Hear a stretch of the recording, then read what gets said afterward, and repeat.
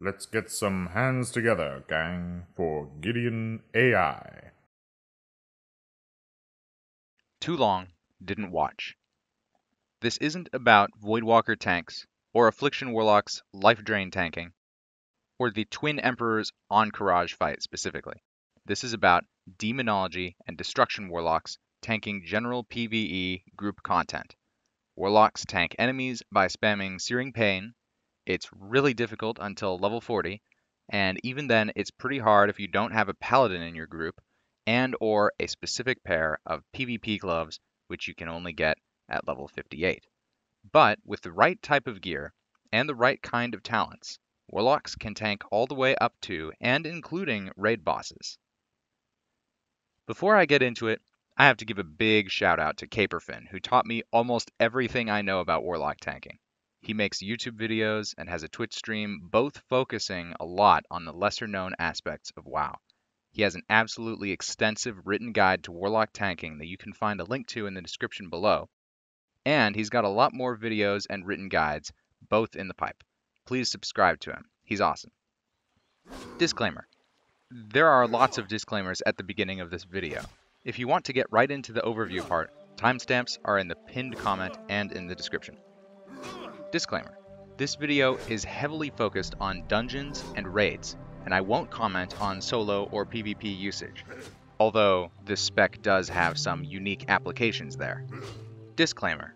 Warlock tanking is going to be really difficult for Horde Warlocks because they lack access to the Paladin's concentration aura. Disclaimer. The exact formula for spell pushback is unknown, so we don't know exactly how much harder it is for Hordelocks or those without a pally in the group to tank, but we do know that with a paladin, you can completely nullify spell pushback anyway. Disclaimer, I'm not going to be the judge on whether a Warlock tank is better or worse than any other tank class or spec, partially because it's been tested mostly on private servers so far. What I am going to do is lay out the facts, and I'll get to testing it myself across the entire spectrum from levels 15 to 60 when Classic launches. I'll make a new video at that point. Anyone can tank. Not everyone should. There are two primary things that influence how well a character tanks. First is gaining threat. Second is mitigating damage. You can get all the threat in the world, but if you die in one shot, you are a bad tank. You can take all the hits in the world, but if you can't gain aggro or keep threat, you are a bad tank. So how can a Warlock uniquely solve these two problems of offense and defense to become a good tank? Well, let's check out threat first, because that's more fun. And fire. Fire is fun. Any damage dealer or healer can steal aggro from the main tank. But how does a Warlock consistently keep that aggro? Well, Warlocks have this one ability called Searing Pain that has some fine print on it that reads, causes a high amount of threat. That high amount of threat subtext means a whole lot. Searing Pain actually generates twice the threat of a normal damaging ability. So if a Fireball hits for 500 damage, it'll generate 500 threat. But a Searing Pain hitting for 500 damage will generate 1000 threat. Fire Warlocks are said to be bad for PvE in a damage roll because they generate more threat than the main tank. But that same weakness is suddenly our greatest strength. Searing Pain also has no cooldown, so you can spam this thing until you run out of mana. So if one is casting spells to gain threat, that means they get spell pushback from taking damage and subsequently can't cast spells as fast. Spell pushback was pretty harsh in vanilla. This is the biggest hurdle so far because most spell pushback kills your threat generation more than most factors. There are two ways to reduce spell pushback, and if combined, you can just barely reach 100% spell pushback reduction, completely nullifying the problem. The first reduction comes from the Paladin's concentration aura. Yes, that prevents Horde from getting there, but some Hordelocks have attempted tanking on private servers by timing their casts of Searing Pain in between enemy attacks. However, that tactic only works well when you're tanking a single target. You also have the Sacrifice option on your Voidwalker, which, as long as it holds, will prevent spell pushback from taking damage, and the same goes for any Power Word shields tossed your way, or the Uther's Strength trinket proc. but those applications are each somewhat limited. So moving forward, we're going to assume alliance and leave the Horde to fight their uphill battle.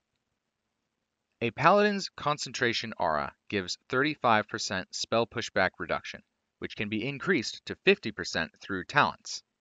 Then there are these level 58 PvP gloves with the unique effect of granting specifically only Searing Pain 50% spell pushback reduction. 50% plus 50% equals 100% spell pushback reduction, which means you'll be casting Searing Pain while getting wailed on as if you weren't getting hit at all. You can also mix and match these along the way to varying effectiveness. If you add in the gloves on top of an untalented concentration aura, you get 85% pushback reduction, for example. I don't know the exact equation for threat decreases at the 3 different levels of pushback reduction and against different numbers of enemies, but when I find out, I'll link it here. AoE damage is also accessible by Warlocks, and they have access to the Intensity talent, which gives their 2 area of effect damage abilities, Rain of Fire and Hellfire, 70% pushback reduction. Both of these spells are channeled, so you only need the Paladin with the untalented concentration aura to get up to 100% pushback reduction. Beyond that, I don't have much information on the Warlock's AoE tanking capability, though the full story is probably a bit too much information for one video at any rate. Come Classic, I'll try to expand on that in the full guide.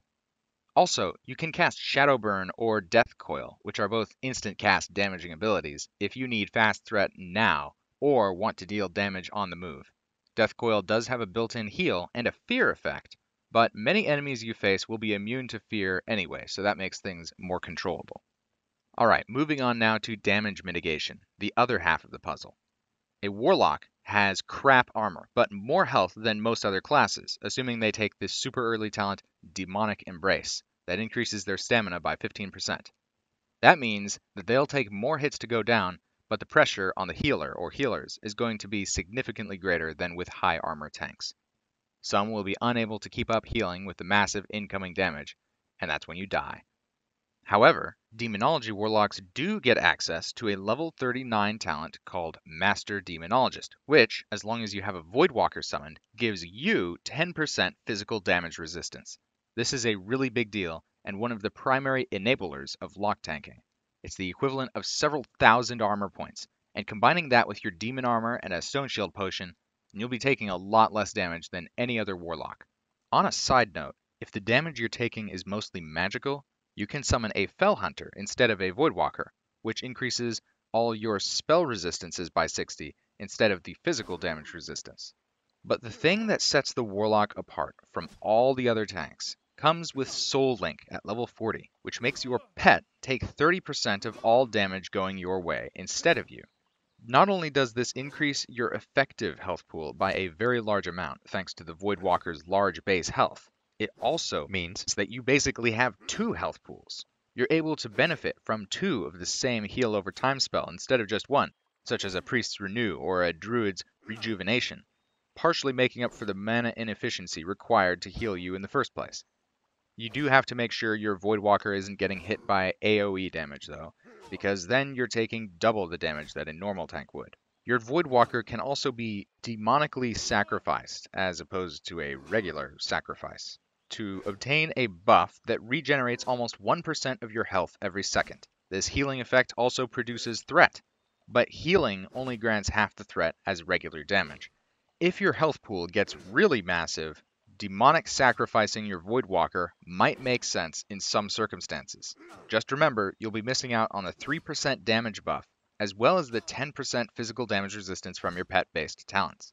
You also lose access to the regular sacrifice ability from your Voidwalker, which is a nice oh crap button, and in those situations when your pet would be hitting something and doing an extra bit of DPS, well, now he ain't. Just to give reference, if you have 10,000 health and use Demonic Sacrifice on your Voidwalker, you'll regenerate an average of 75 health every second. This generates an average of 37 threat every second. So yeah, kind of underwhelming, but it's there. When it comes to talents, you're going to want to focus on either boosting Searing Pain damage or making yourself harder to kill. Soul Link is very strong for tanking, so along the way you might want to pick up Demonic Embrace, Improved Health Stone, improved Voidwalker for the sacrifice buff, Fell Stamina, and Master Demonologist. These all benefit your survivability. You can't make it all the way to Soul Link with just those though, so you've got a few other spending options.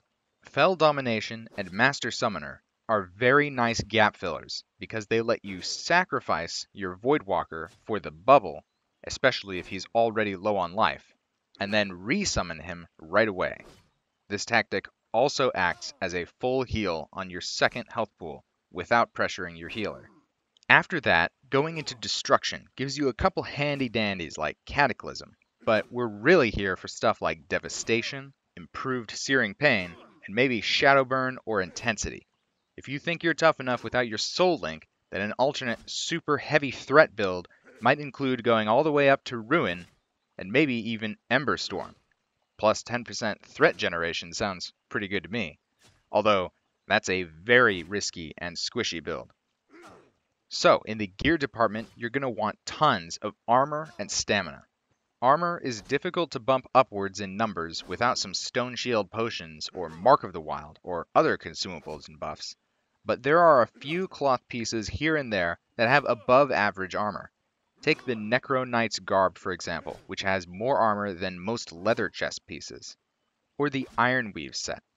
There are also some trinkets, swords, and staves here and there that have plus armor on them. Agility grants you armor too, but is hard to come by for a caster. The only cloth-specific gear that has agility are random greens, so the only items you're looking at to fill the void are your cloak, 2 rings, and a neck piece. If you want more threat, just equip some more plus spell damage gear or plus fire damage pieces. Unfortunately, Searing Pain only benefits from 42% of spell damage bonuses, compared to Shadow Bolt, which benefits from 85%. If you're having mana issues, swap out for more intellect, and if you're going up against a magic damage boss, pump up that stamina and magic resistance. Fun facts and tips! If you can get some really tanky gear, you can even sacrifice an imp to increase your personal threat generation. The demonic sacrifice will give you 15% increased fire damage. Warlocks have a chance to dodge incoming attacks just like other tanks, but casting spells prevents you from dodging. So really, they don't have any of the regular mitigation abilities that normal tanks do. They can't block or parry, and most of the time they can't dodge. The defense stat still increases the chance for an enemy to miss a Warlock, but similarly to agility, there are no cloth items that provide defense. The PvP gloves that grant pushback reduction for Searing Pain require PvP rank 7, which is Knight Lieutenant for the Alliance and Blood Guard for the Horde. This means they aren't available at the launch of Classic WoW, but will become available whenever Blizzard decides Phase 2 will begin. However, if you'd prefer to go into Battlegrounds for ranking up in PvP, you'll have to wait until Phase 3, which is when Warsong Gulch and Alterac Valley are supposed to open up. The gloves will be purchasable with gold. Because most of your threat comes from fire damage, don't try tanking fire-resistant enemies until you get enough spell penetration gear. Your Voidwalker should normally just be using his basic attack for a little extra DPS when there isn't any AoE damage to worry about. He can be sent to grab attention from a mob or two on his own as an off-tank, but it'll probably be an uphill battle for him to gain aggro, unless you have him start building threat specifically from the start of a fight. Tank locks do have a hard time when more than one mob runs away to attack your buddies, as their Searing Pain is single target. They also have no hard taunt abilities like they had in Wrath of the Lich King, which means that losing aggro is far more dangerous than with other tanks because it'll take a few seconds for the lock to re-establish themselves at the top of the threat list. Not to mention, if you're at a range from your target, you need to apply even more threat than normal to reacquire aggro. When clearing small groups of enemies, it may be beneficial to open up on all mobs with Curse of Agony before anything, so that the healer doesn't immediately gain aggro with the first heal. From there, you can Searing Pain each focus target down until everything's dead. Depending on your talents, positioning, and the enemies facing you, Hellfire or Rain of Fire might be a valid consideration to establish your threat faster than the Curse, although neither of these spells scale well with plus spell damage. And of course, Hellfire will deal damage to you as well, which makes things harder on your healer. Soulfire is a good choice to start a fight or pull with, because it builds up a large amount of single target threat up front. Howl of Terror is a decent "we're getting swamped and we're all gonna die anyway" button, because it's mass crowd control, yet very uncontrollable. If you're lucky, it might save the group. If you're unlucky, you'll pull more mobs, which will lead to your deaths anyway. If you're taking too many hits to cast it because of spell pushback, you can sacrifice your Voidwalker before casting. And yes, when you're not doing any of the above in a fight, just spamming Searing Pain usually nets you the most threat output. And that's it. Thank you so much for watching. Don't forget to comment if you have any questions, and smash that exit full screen button to get back to the normal YouTube window. And as always, go crazy.